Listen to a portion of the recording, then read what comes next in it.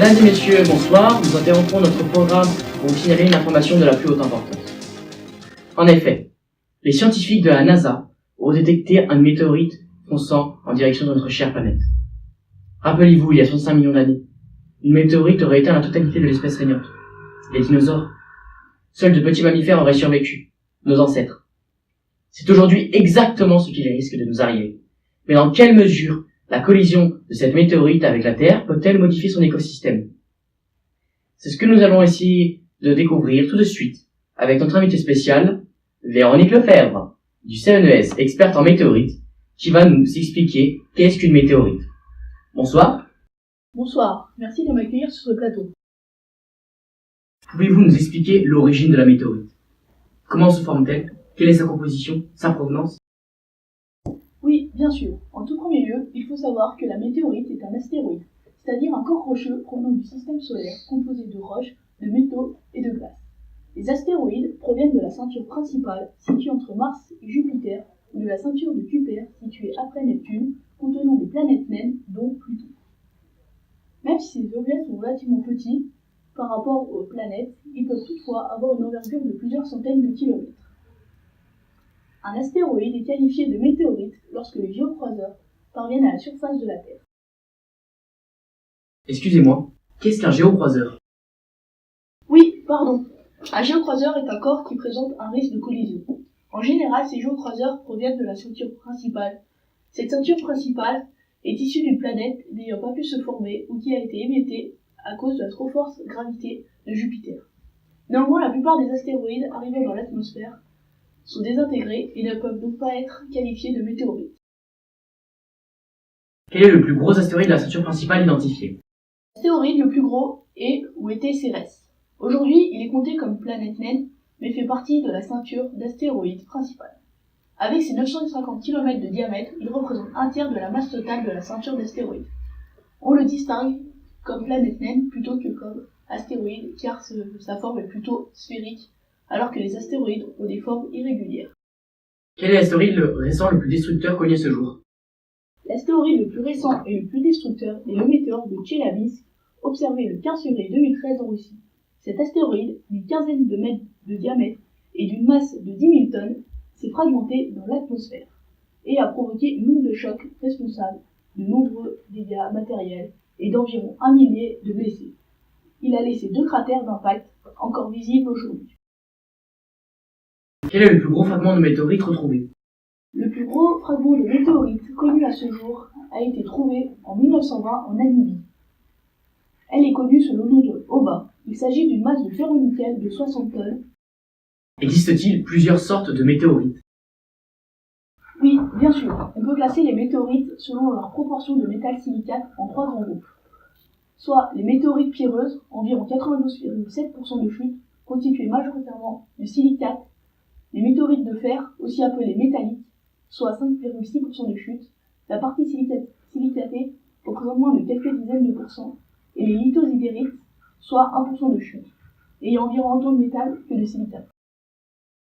Les météorites pierreuses sont donc les plus nombreuses. Pouvez-vous nous expliquer leur composition? Tout à fait. Les météorites pierreuses sont de formes variées. On en trouve dans toute la gamme des grilles. Elles sont recouvertes d'une fine pellicule vitrifiée noire formée lors de leur traversée dans l'atmosphère. Ces dernières sont formées de chondres, petits grains sphériques d'environ 1 mm de diamètre, d'où le nom de chondrite, et de grains métalliques. Les chondres contiennent principalement de l'eau divine et du pyroxène.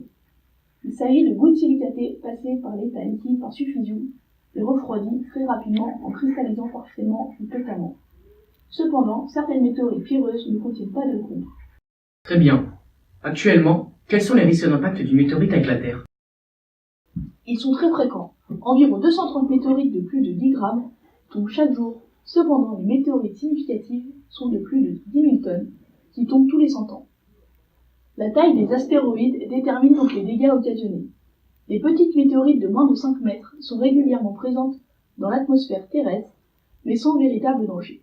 Cependant, nous estimons qu'une météorite de 500 mètres de diamètre serait capable de dévaster une région tout entière, et un astéroïde d'1 kilomètre de diamètre peut anéantir un pays, tel que la France par exemple.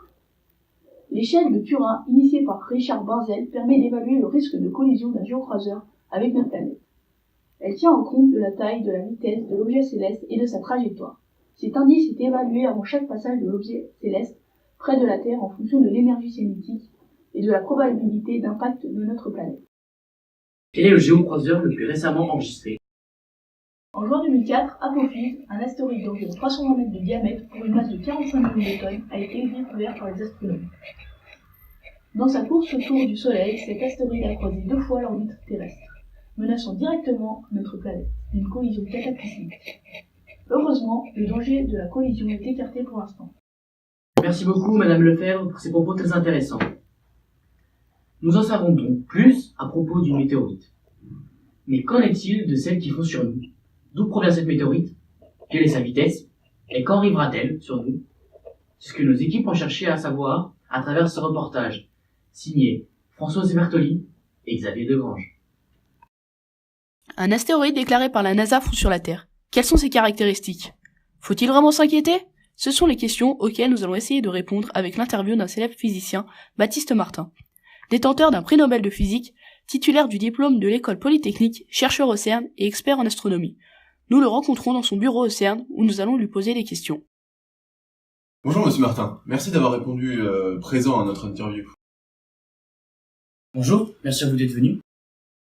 Alors tout d'abord, une première question que j'ai ici. Pouvez-vous nous énoncer les caractéristiques de cet astéroïde? Oui, bien sûr. Il a été appelé 7 par les scientifiques. Il a pour diamètre 15 km et fait partie de la famille des météorites pierreuses. Sa masse est de 18 000 milliards de tonnes, soit le poids de 1,8 milliard de tours Eiffel. Vous imaginez ça? Oui. 7 est une météorite pierreuse, comme je l'ai dit précédemment, composée majoritairement de silicates. Et sa magnitude est de 11. Pourquoi a-t-il été appelé 7? Il a été appelé Seth en référence à un ancien dieu de l'Égypte, qui représentait le mal, la confusion et la perturbation. Ah oui, en effet, nom fort bien trouvé. Seconde question, pourquoi cet astéroïde se dirige-t-il vers la Terre? Et quelles sont les causes de ce mouvement? Tout d'abord, vous savez que la plupart des astéroïdes proviennent de la ceinture principale et de la ceinture de Kuiper. Nous parlerons principalement des astéroïdes de la ceinture principale, car ce sont ceux qui nous intéressent le plus par rapport à la Terre. Ces astéroïdes ont une orbite située entre celle de Mars et celle de Jupiter, plus précisément entre 2 et 3,5 unités astronomiques. Cependant, certains astéroïdes de cette ceinture principale voient leurs orbites modifiées de par la forte gravité de Jupiter. Leur trajectoire et leur période de révolution sont changées. De par ce changement d'orbite, certains astéroïdes se retrouvent à croiser l'orbite terrestre, ce qui explique que des astéroïdes comme Batistina, l'astéroïde des dinosaures, viennent à rentrer en collision avec la Terre. L'attraction terrestre accentue le rapprochement des astéroïdes une fois leur orbite modifiée. Le Soleil peut lui aussi avoir une influence non négligeable sur l'orbite des astéroïdes. Parmi les astéroïdes se rapprochant ou croisant l'orbite terrestre, on distingue 3 familles. Les astéroïdes Apollon, les astéroïdes Aton et les astéroïdes Amor. Par exemple, l'astéroïde Apophis, dont vous avez parlé précédemment, qui est passé à côté de la Terre, fait partie de la famille des astéroïdes Aton. Tout ceci est fort intéressant, mais pouvez-vous nous éclairer sur 2 mots? Qu'est-ce qu'une unité astronomique et qu'est-ce qu'une période de révolution? Oui, bien sûr. L'unité astronomique est une unité de distance utilisée pour des distances séparant les planètes. Une unité astronomique correspond à la distance séparant la Terre et le Soleil, c'est-à-dire 150 millions de kilomètres. Une période de révolution est le temps que prend une planète pour faire le tour de son Soleil. Par exemple, pour la Terre, 365,25 jours. D'accord, cela paraît tout de suite plus simple, mais comment expliquer qu'un astéroïde ou 2 planètes s'attirent-elles entre elles? Cela semble inexplicable. 2 humains ne s'attirent pas. Pourtant, ils sont beaucoup plus proches que 2 planètes. Oui, je comprends votre incompréhension. Il faut savoir que plus un corps est gros, plus il attire d'autres corps. Les humains ne sont pas impactés par cette force, car leurs masses ne sont pas assez importantes pour que la force soit significative. En revanche, les astres, avec leur grande masse, s'attirent mutuellement. Cette force est donc majoritaire dans l'univers. Et uniquement attractive, ce qui signifie que les deux corps s'attirent. On peut calculer cette force, appelée interaction gravitationnelle, avec une formule simple, dépendant de la masse et le corps, et de la distance qui les sépare. C'est l'une des 4 interactions fondamentales qui gouvernent l'univers.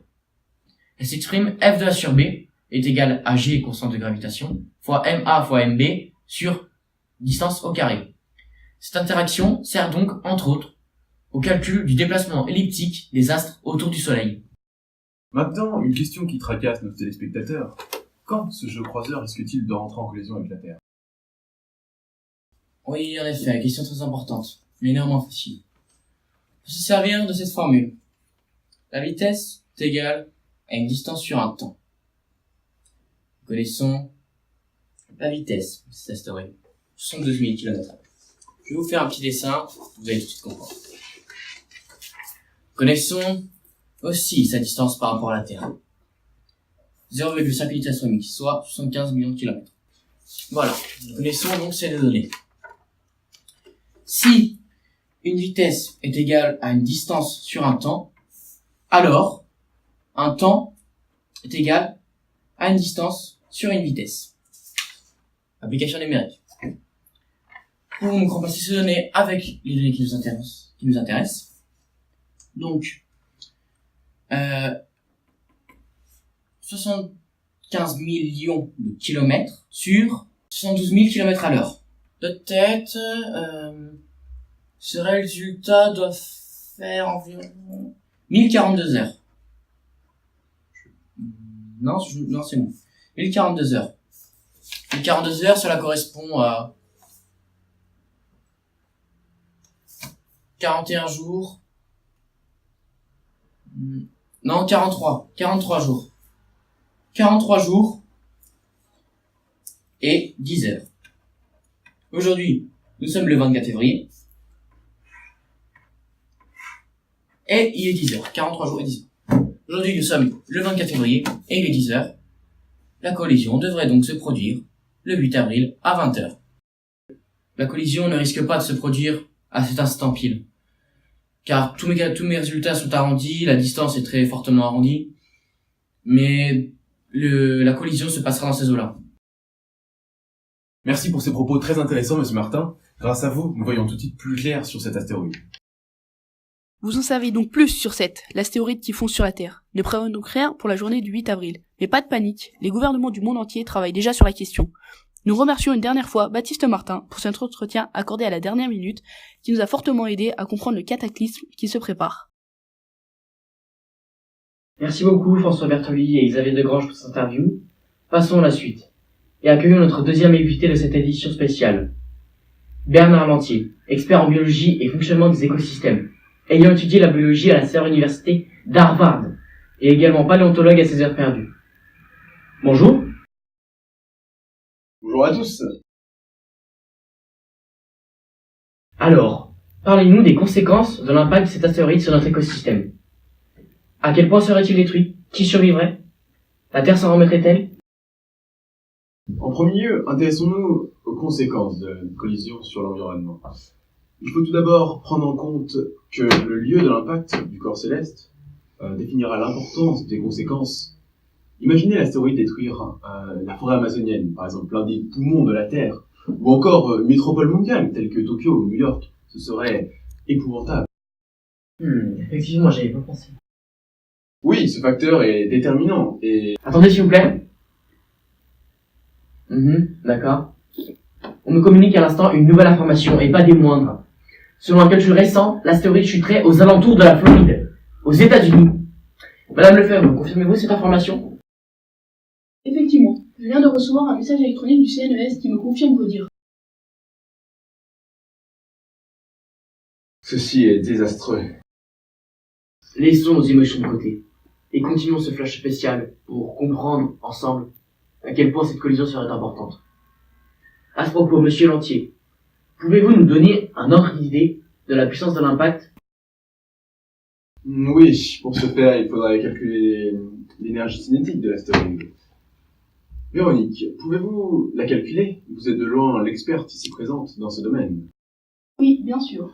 Donc l'énergie cinétique se traduit par la formule 1,5 fois la masse fois la vitesse au carré.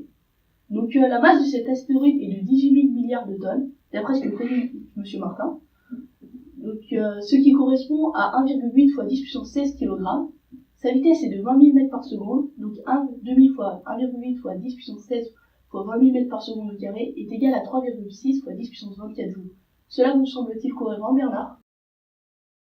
Oui, le résultat semble être logique. D'après vos calculs, cette force d'impact de 3,6 fois 10 puissance 24 joules équivaut à 6 000 milliards de Little la bombe que les Américains ont lâchée sur Hiroshima. Vous confirmez, Véronique? En effet, je viens de vérifier mes calculs, c'est exact si on arrondit le nombre. Nous savons maintenant que la météorite va atterrir aux environs de la Floride. Merci d'ailleurs, Madame Lefebvre. Mais quelles seraient les destructions causées par la météorite? Elle serait désastreuse. Je vais tenter de vous décrire de manière approximative ses conséquences. Après tout, ce ne sont que des suppositions fondées sur les hypothèses de ce qui s'est passé il y a 65 millions d'années. Il ne faut donc pas prendre tout mot pour mot. Je vais vous décrire à travers cet impact à travers différents instants et différents endroits et dénoncer diverses manifestations météorologiques. Êtes-vous prêts?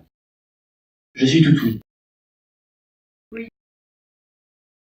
Tout d'abord, quelques jours avant l'impact, on pourra observer à l'œil nu une étoile très brillante, augmentant rapidement d'éclat à mesure que les heures et les jours passent.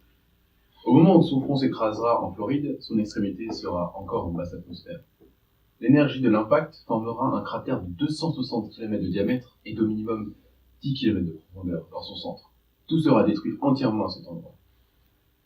L'énergie de l'impact libérera énormément de poussière, de roches en fusion, de débris, de vapeurs brûlantes et de gaz toxiques. Les personnes se trouvant partout dans le monde vivront un scénario digne d'un film catastrophe. Juste après la collision, un séisme provoqué par l'astéroïde, de magnitude 10,5 sur l'échelle de Richter, se manifestera et détruira tous les bâtiments ne possédant pas ou peu de normes antisismiques.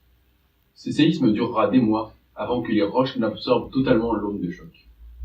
Ce séisme provoquera le réveil de plusieurs volcans dits éteints, dont les supervolcans de Yellowstone aux États-Unis. Les volcans d'indice 8 sur l'échelle VEI, mesurant l'explosivité volcanique, libéreront quasi simultanément des gaz suffocants ainsi que la lave en fusion. Et oui, pour info, le supervolcan de Yellowstone était d'échelle 8 sur l'échelle VEI et a modifié durablement l'écosystème. Alors je vous laisse imaginer plusieurs volcans d'indice 8.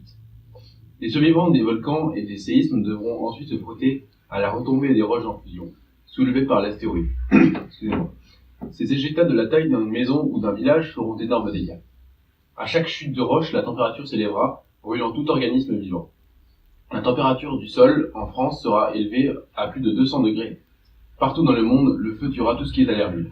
Les forêts brûleront, relâchant des tonnes de dioxyde de carbone. Mais ce scénario est apocalyptique. C'est pourtant vrai. Vous n'y croyez tout de même pas, Madame Lefebvre. J'aimerais ne pas y croire. Et pourtant, ce n'est pas le pire. Que voulez-vous dire? Avec toutes ces catastrophes sismiques, les centrales nucléaires des États-Unis seront normalement toutes détruites, ce qui délivrera une vague de radioactivité sans précédent. Au moins tout le continent nord-américain sera contaminé. Mais cela ne veut pas dire que les continents européens et asiatiques seront épargnés pour autant, car les ondes sismiques parviendront jusque là-bas, et la forte concentration de centrales nucléaires en Europe de l'Ouest aboutira à une contamination totale du continent européen, peu après celle des États-Unis. Mais ce n'est pas tout. En 10 heures, le cratère de la météorite se remplira d'eau. Dans les océans, on assistera à des glissements de terrain à plusieurs centaines de mètres de profondeur, générant en surface une vague méga colossale. Un méga tsunami se formera alors de 100 à 300 mètres de hauteur et s'enfoncera sur plusieurs centaines de kilomètres dans les terres. Tout ceci se passant dans les 24 heures suivant l'impact, et déjà certainement un tiers de la population terrestre ne sera plus de ce monde. Une semaine après, les premiers contaminés radioactifs mourront dans notre souffrance. Toute la chaîne alimentaire sera fortement impactée. La destruction de la végétation due à la forte chaleur suivant la collision entraînera la mort de tous les animaux carnivores qui n'auront plus de quoi manger. Mais les animaux survivants se nourriront de plantes radioactives et donc finiront par mourir aussi. À ce stade, 70% de la faune et de la flore sera détruite. La Terre ne sera plus que cendres et boue. Le soufre contenu dans l'atmosphère se transformera en acide sulfurique et bloquera tous les rayons émis par le soleil. Les plantes survivantes au cataclysme, ne pourront plus effectuer leur photosynthèse. Les plus résistantes devront faire face aux plus acides continus. Petit à petit, les derniers animaux herbivores s'éteindront, puis ce sera au tour des derniers animaux carnivores. Les survivants, humains, ne pourront rien manger, car tout organisme vivant sera contaminé par les explosions de toutes les centrales nucléaires du monde. La plupart des lacs seront contaminés par des gaz toxiques, comme la sulfure d'hydrogène par exemple. Environ 80% de la population humaine sera morte. Au niveau de la faune, seuls de petits animaux tels que les rats ou les musaraignes pourront éventuellement survivre. Un an après, la planète Terre sera complètement plongée dans la pénombre et la température sera de plus en plus froide au fur et à mesure que la chaleur de tous les volcans sera atteignée. 20 ans après, la température sera plus froide qu'à l'époque à laquelle nous sommes, mais les premiers nuages toxiques commenceront à disparaître et permettront aux rayons de soleil d'éclairer pour la première fois depuis une vingtaine d'années la surface. Un siècle après, les nuages toxiques seront presque tous disparus. Les pluies douces recommenceront à tomber et l'écosystème se renouvellera grâce à la matière organique sous forme de bactéries et de champignons. Puis la végétation poussera, apportant une bouffée d'oxygène, favorisant la renaissance des formes de vie aérobies. Cependant, les dernières prévisions sont à prendre à la légère, car à cause de la catastrophe radioactive qui sera sans précédent, il est difficile de savoir si les choses se produiront comme telles. Au mieux, l'écosystème s'en remettra et la Terre arrivera à absorber la radioactivité. Le plus probable est que la radioactivité déforme l'écosystème tel que nous le connaissons. Au pire, la Terre ne s'en remettra jamais. C'est dur à avaler. Mais alors, y aurait-il des survivants? Dans la théorie, non. Seules les personnes abritées dans d'immenses bunkers avec à disposition de quoi manger et une eau douce non contaminée pour une dizaine d'années environ pourraient peut-être s'en sortir. Mais alors, pourrions-nous éviter une situation aussi catastrophique? Pour ce faire, il faudrait que les centrales nucléaires du monde soient toutes arrêtées et que le continent américain soit évacué. Mais cela entraînerait une surpopulation en Europe, en Asie, en Afrique. Il faudrait établir alors des rations alimentaires. Mais ce n'est pas mon travail, c'est celui des gouvernements. D'accord. Merci beaucoup pour votre intervention, monsieur Lantier. Avez-vous quelque chose à ajouter, madame Lefebvre? Oui, ne cédez pas à la panique. Pour survivre, il faut être organisé. Très bon mot de fin. En résumé, nous avons appris qu'une météorite était un astéroïde, arrivé à la surface de la Terre. Nous avons découvert l'astéroïde 7, de la famille des météorites pierreuses, et compris le mécanisme gravitationnel. Nous avons aussi appris la date de collision de 7 avec la Terre, le 8 avril. Mais surtout, nous connaissons l'impact probable de la météorite sur notre écosystème. Merci beaucoup à tous nos intervenants pour ce flash spécial, et bonne journée à tous.